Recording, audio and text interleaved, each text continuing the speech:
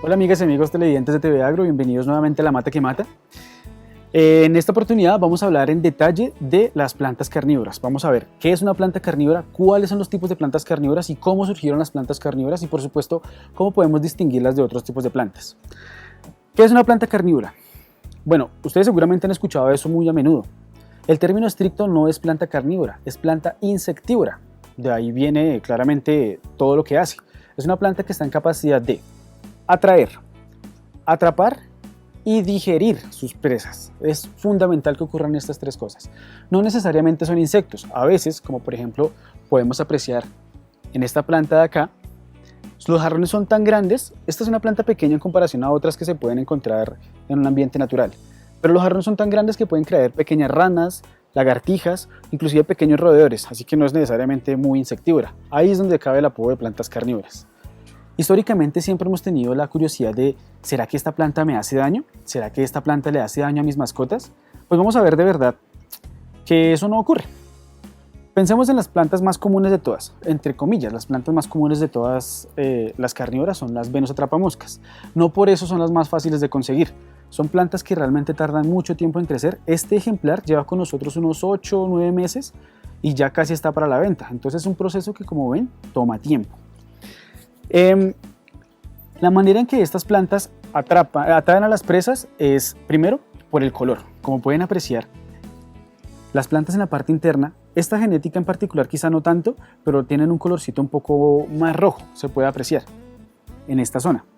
En la parte interna de esa zona se van a encontrar lo que serían tres pelitos sensitivos. Vamos a hacer el ejemplo de cómo se cierra esta planta.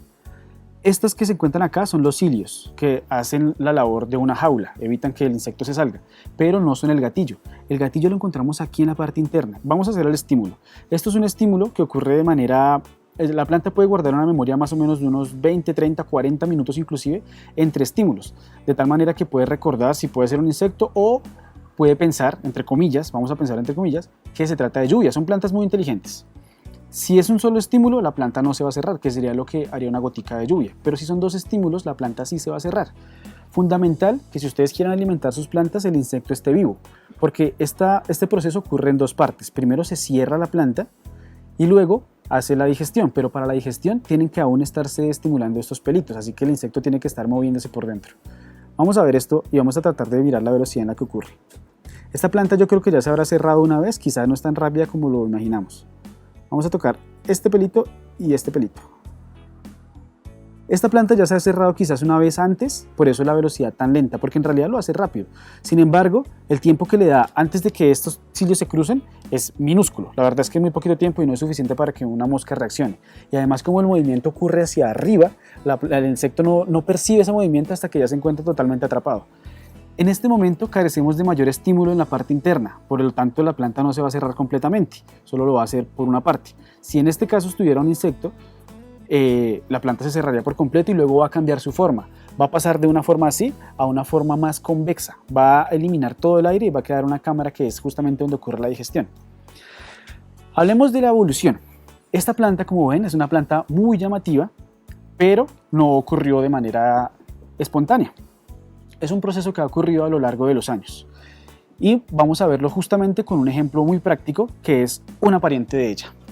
Esta es una planta norteamericana, pero esta es una planta australiana. Como ven, hay un mundo de diferencia, sin embargo son parientes. Significa que en algún momento de su historia evolutiva, es decir, hace muchos años, miles, millones de años, porque se deduce que estas plantas ya llevan un buen tiempito aquí sobre la Tierra, compartían un ancestro en común, es decir, tenían el mismo abuelo, tenían el mismo tatarabuelo, por lo tanto, algo de esos rasgos van a ser heredados para ellos. Lo que vemos acá, esta es una drosera que se llama Drosera prolífera, muy bonita, también muy apetecida por coleccionistas, es que esta hoja tiene muchas similaridades. Esta estructura se llama peciolo, que es lo que sujeta justamente a la trampa. En el caso de la Venus, el peciolo es este. Este es un peciolo más fotosintético, se encarga de hacer fotosíntesis.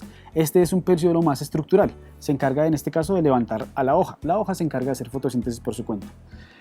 Si en este caso nosotros tuviésemos aquí un insecto, el que sea, una araña, una mosca, un zancudo, etc., él se va a posar, va a quedar pegado justo como está esto, y la trampa lo que va a hacer es, al cabo de 1 hora, 2 horas, se va a enrollar alrededor del insecto. Vamos a ver si podemos tener esa toma, que toma un tiempo, pero vamos a ver si podemos trabajar en ella.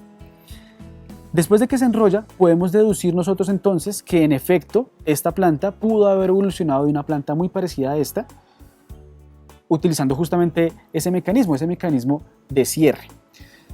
Es así como dos plantas que, a pesar de que se encuentran separadas geográficamente, tienen mucho en común. Es así como nosotros podemos ver desde dónde evolucionaron y más o menos para dónde van. Este es el caso de una familia que es la familia Droseraceae. Ahora vamos a hablar de otra familia, también muy conocida, que es justamente la familia Lenticulariaceae. Aquí tenemos dos ejemplares. Esta es una pingüícula que se llama pingüícula gigantea. Aquí está en flor. Muchas de estas pingüículas no conocemos realmente cuál es su genética hasta que no nos muestran su estado reproductivo. No solamente pasa con pingüículas, pasa con muchas plantas. Cuando nosotros trabajamos en botánica, para conocer la identidad de un organismo, a veces basta con las hojas y a veces no es suficiente. En estos casos, donde ocurren tantos híbridos de manera natural entre ellas, es fundamental conocer cómo es la forma de las flores para deducir si es una especie pura o si es una especie que ya ha tenido algún cruce. Justamente estos cruces se hacen entre especies, lo que uno trataría de deducir especies puras. Por ejemplo, esta pingüícula se llama pingüícula emarginata y quiero que miren en detalle cómo es su flor. Y podemos apreciar que tiene dos lóbulos, tiene una parte arriba y una parte abajo, cada una de ellas se parte en 3 pedacitos, justo como esta. La estructura es muy similar, pero lo que cambia es que tiene unas pequeñas líneas, unas pequeñas rayas, que son características de esta especie. Si nosotros, por ejemplo, viéramos una flor con este tamaño, pero con estas rayitas, podríamos deducir que se trata de un híbrido entre ambas. Ahora, habrá que mirar otras características, por ejemplo.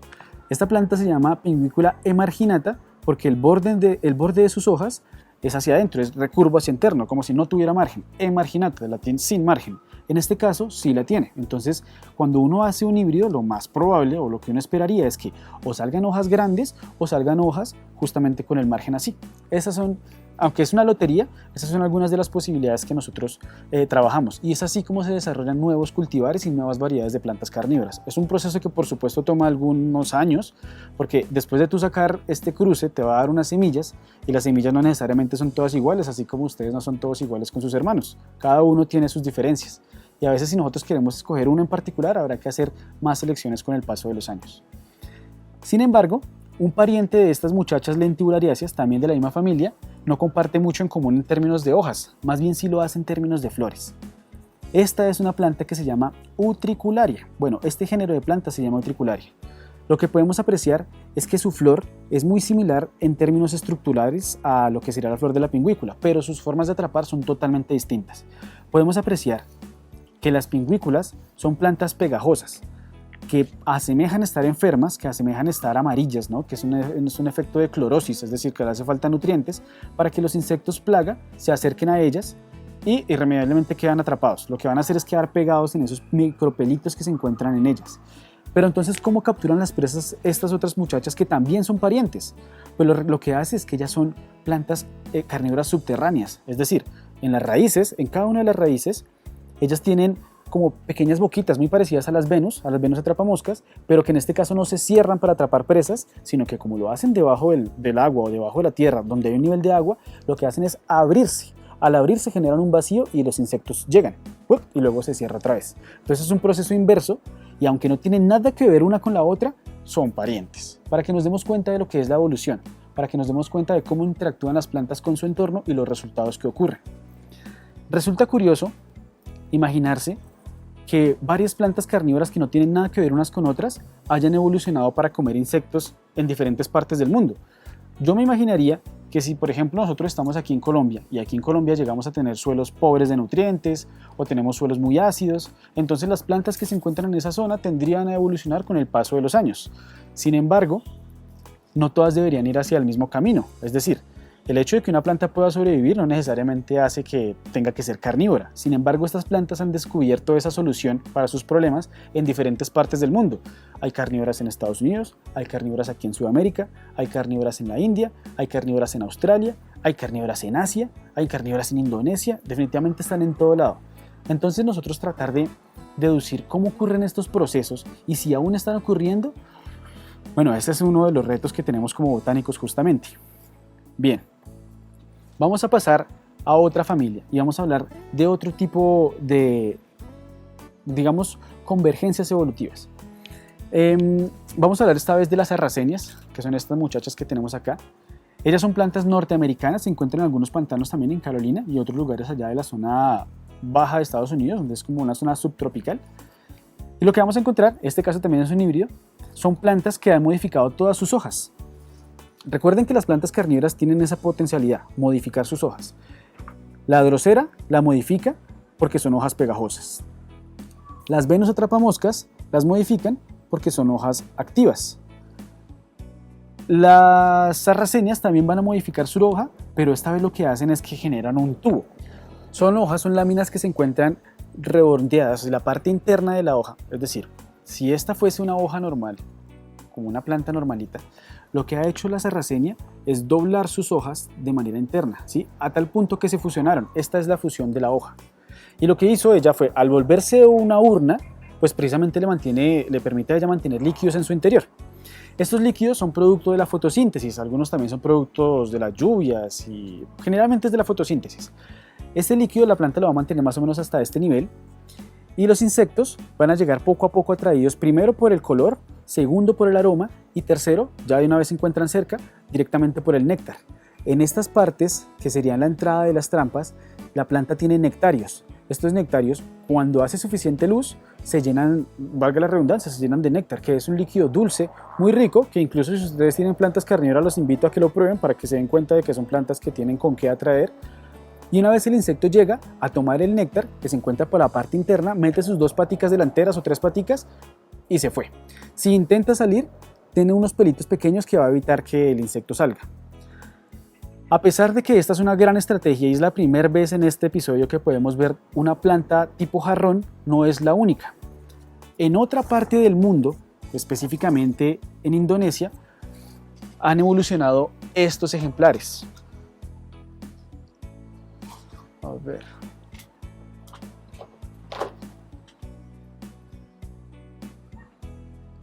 En este caso se trata de una Nepenthes linda. Se llama linda porque es un cruce, es un híbrido. Además de que es linda, es un nombre científico. Quiero que miremos aquí en detalle. Ambos son jarrones, pero la estructura no proviene del mismo origen. Es decir, en este caso, la planta ha modificado toda su hoja, pero en este caso, aunque también es un jarrón, la planta únicamente modifica lo que es la punta. Miren que esta es solamente la punta de la hoja. Es una de las estructuras más extrañas que yo personalmente he visto en la naturaleza y he visto cosas muy raras en este planeta, por lo menos en este país. El funcionamiento es muy similar. Esta parte produce néctar y estas que parecen canales lo que hace es redistribuir el néctar alrededor de la estructura. La estructura se llama peristoma. Es una jugada física increíble porque lo que produce acá baja por simple efecto de la gravedad, como si la gravedad le permitiera a la planta expandir su órgano. Entonces, en todo el recubrimiento llegan los insectos, se sienten atraídos hacia ella, también pueden caer pequeñas lagartijas, pequeños sapitos, pueden caer, si la planta es lo suficientemente grande, pueden caer algunos roedores. Entonces hay que tener cuidado con lo que nosotros podemos tener acá, no hay que tener hámster por ahí cerquita de las plantas. Estas plantas son originarias de Indonesia y en cada isla hay especies distintas. Existe una alta probabilidad de que ellas se generen, o sea, de que se puedan hibridizar, es decir, de que nosotros podamos hacer cruces entre ellas. Ella es resultado justamente de uno de estos cruces. Por ejemplo, si yo quiero tener una planta de jarrones grandes, pero quiero que sean jarrones amarillos o quiero que sean jarrones verdes, entonces voy a hacer un cruce con una planta de jarrones amarillos o verdes y espero a ver qué ocurre. Puede que tenga esas condiciones o puede que simplemente me da jarrones chiquitos y rojos. Es una lotería. Para finalizar con la evolución y para conocer lo distantes que pueden ser estas plantas respecto a otras, vamos a hablar de lo que son las hojas. Ya vimos que en las Venus las hojas se cierran, en las droseras las hojas se cierran, en las pingüículas las hojas son pegajosas, en las sarracenias las hojas se han modificado para generar un tubo, en las Nepenthes las puntas de las hojas se han modificado para generar una estructura como esta que es una urna. ¿Y entonces qué hacen otras plantas? Bueno, aunque no son carnívoras, en este caso vamos a ver una suculenta, se llama Haworthia cooperi, que es originaria también de Sudáfrica y tiene otras modificaciones. En este caso, sus hojas se han modificado por medio de la evolución, por medio de las adaptaciones precisamente a estos cambios que se encuentran en sus entornos, ha evolucionado a tener una planta que es parcialmente transparente. y solamente hace fotosíntesis de la mitad de la hoja para abajo, y además no lo hace todo el día, sino en lugares específicos, en momentos específicos en que el día es fresquito o directamente en la noche. Estas son conocidas como plantas CAM. Y la evolución le ha permitido a ella almacenar agua en sus hojas para no perderla porque vive en el desierto. Este es uno de los casos en los cuales las hojas también han tenido otro de los resultados, ¿no? Otro de los caminos en esta carrera por la evolución. Luego tenemos los cactus. Ustedes se preguntarán cuáles son las hojas de los cactus. Un cactus no es nada más y nada menos que un tallo fotosintético. En realidad se llaman filocladios. Lo que hacen estos muchachos es que, como su tallo hace fotosíntesis, en realidad no necesita hojas. Y como las hojas son las que se encargan de este intercambio gaseoso, es decir, de tomar dióxido de carbono y de liberar oxígeno durante la fotosíntesis, las hojas de los cactus, como no están diseñadas para perder agua, entonces lo que ha hecho él es darles otro uso, un uso un poco más defensivo. Resulta que lo que iban a ser las hojas o lo que anteriormente eran las hojas de los cactus ahora se llaman espinas y son justamente estas. Entonces, ¿cómo podemos ver que una hoja pasa de esto a través de los años y a través, por supuesto, de las presiones que hacen los ecosistemas? Para que miremos lo fantástico que puede ser este mundo de la naturaleza. Este es un cactus muy bonito, es un cactus tornillo, es un cactus también que no se ve muy a menudo. Ahí lo mostramos para que lo puedan apreciar. Y por último, tenemos esta muchacha. Como podrán darse cuenta, parece un cactus, tiene una estructura similar, sin embargo basta decir que los cactus son originarios de América, es decir, solamente se encuentran en este continente, y aunque las plantas carnívoras pudieron desarrollarse en lugares distintos, los cactus no han podido pasar allá, es decir, no han logrado llegar a atravesar el mar, pero las funciones de los cactus las han tomado otras plantas. Esta es una euforbia, aunque no es un cactus, tiene estas espinas, pero tiene una particularidad, lamentablemente aquí no podemos verla, y es que tiene hojas verdaderas. Ella tiene sus hojitas, aquí las botaría normal, cosa que un cactus jamás podría hacer. Entonces, en lugares diferentes del mundo, las mismas situaciones llevan a las plantas a evolucionar casi siempre por caminos similares. Ese es un dato muy curioso, y es justamente la convergencia, lo que ha llevado a que tengamos tanta diversidad de plantas carnívoras en la actualidad.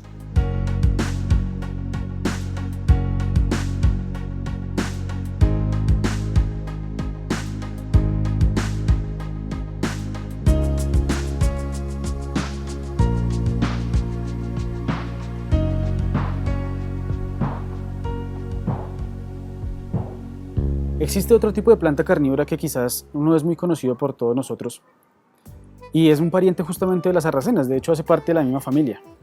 Esta, ya miramos, era una sarracenia y esta hermosura que tenemos acá se trata de una heliánfora. Estas muchachas ambas comparten el mismo continente, ellas son norteamericanas y ellas, como ven, también son un tubito, en este caso no tienen esta tapita porque ellas se han desarrollado, han evolucionado aquí en Sudamérica, en los tepuyes. ¿Qué es un tepuy? Un tepuy es una alta montaña que aparece básicamente de manera misteriosa, digamos en términos ecológicos es un gran levantamiento que hay del suelo, por lo tanto el nivel del suelo va a estar estándar, pero sin embargo de manera abrupta van a ver una pared que puede llegar fácilmente a 2 o 3 kilómetros de altura.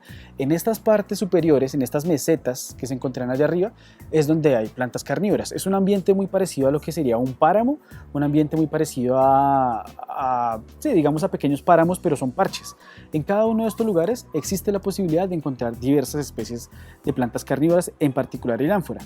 En este caso, nosotros estamos viendo aquí un ejemplar, un híbrido de Helianthera heterodoxa por minor, es decir, que se ha tomado el polen de un parental y se ha puesto en el ovario de otro parental para tener esta combinación. Lo que podemos ver acá es que la planta, conforme hace fotosíntesis, conforme va haciendo su trabajito, su comidita, tiene aquí un nectario y va a producir néctar. Cada una de estas trampas consta de un nectario, que en este caso se encuentra aquí en la parte superior de lo que será la trampa, y ella cuando hace suficiente luz y hace suficiente fotosíntesis va a producir justamente néctar, que es una gotica.